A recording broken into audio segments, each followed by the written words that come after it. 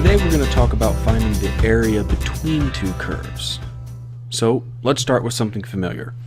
Say I have the function f of x is equal to x squared, and I wanted to find the area underneath that curve on the interval from 0 to 1. Well, we know that taking the integral from 0 to 1 of f of x dx will yield that area. I'll do that quickly here.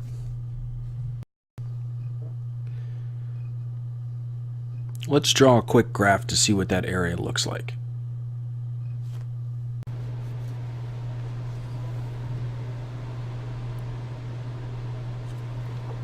And what a mighty fine area it is. Now, let's take another function g of x equals x, something a little more simple. If I use the same technique of integration on the interval from 0 to 1 to find the area, we see that we get 1/2. Adding this to our graph, you can see that the area of g of x is less than the area of f of x. And the area between the two curves would be the difference. So of course we can express this geometric idea algebraically using calculus. We simply take the integral of f of x minus g of x, integrate, and we get the answer 1/6, the area between f of x and g of x. Let's take a look at something a little bit different now. Say we want to find the area enclosed by the two parabolas f of x equal to x squared and g of x equal to 2x minus x squared. We draw our quick graph, but notice this time we weren't given any interval.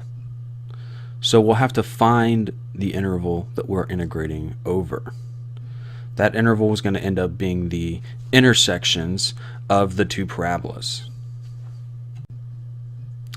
Through some basic algebraic manipulation, we can see that the intersection of the curves f of x and g of x happen at the x values of 0 and 1, allowing these to be the lower and upper bounds of my integration, and remembering to subtract the small from the large, or in this case the f of x function from the g of x function, I get the area between the two parabolas to be equal to 1/3. So we know that the area between two curves can be found by integrating the difference between the larger function minus the smaller function. So say I wanted to find the area between sine of x and cosine x on the interval from 0 to pi over 2. Well, I can figure out that cosine x is larger than sine x by knowing that when you plug 0 into sine x and 0 into cosine x is 1 and sine x is 0. So we'll do the integral from 0 to pi over 2 of cosine x minus sine x. But wait, I get 0.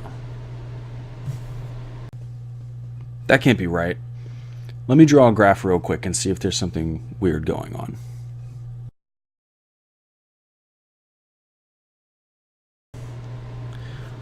Well, there's the problem. At pi over 4, cosine x and sine x are equal. So from 0 to pi over 4, cosine x is greater than sine x. But from pi over 4 to pi over 2, sine x is greater than cosine x. So I'll have to split the integral into two integrals, one from 0 to pi over 4 of cosine x minus sine x, and one from pi over 4 to pi over 2 of sine x minus cosine x. Adding these two integrals together will give me the total area between the curves on the interval from 0 to pi over 2. As I work out this integral, just a reminder that the integral of cosine x is positive sine x, because the derivative of sine x is cosine x. And the integral of sine x is negative cosine x, because the derivative of cosine x is negative sine x. So as we can see, the area between the two curves is the square root of 2 times 2 minus 2. Let's look at a different kind of region. Take, for instance, the line y equals x minus 1 in the sideways parabola y squared equals 2x plus 6. This seems like a pretty standard region, but if you look more closely, the region is bounded above clearly by the square root of 2x plus 6, but underneath the region is bounded by two different curves. The blue curve, negative square root of 2x plus 6, and the piece of red line, x minus 1. This just isn't going to work when we go to integrate. Let's adjust our axes. Let's make the horizontal axis y and the vertical axis x. When we go to graph our functions, we now have a standard parabola opening up and a line.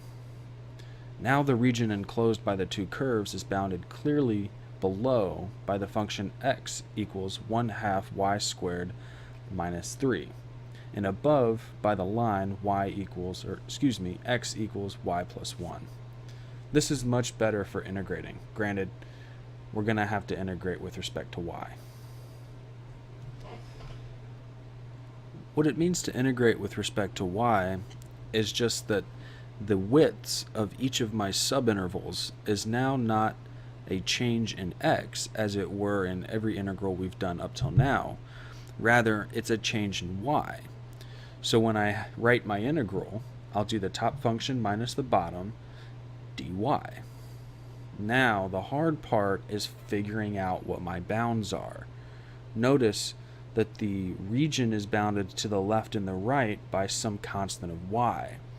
So I'm going to have to find where the lines intersect the parabola and find the values of y where those intersections happen. It's algebra time.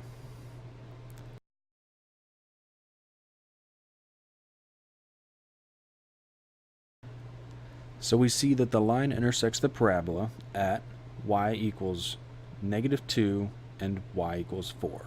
So those would be the lower and upper bounds of my integral. Solving my integral, we get an answer of 18, the area between the curves.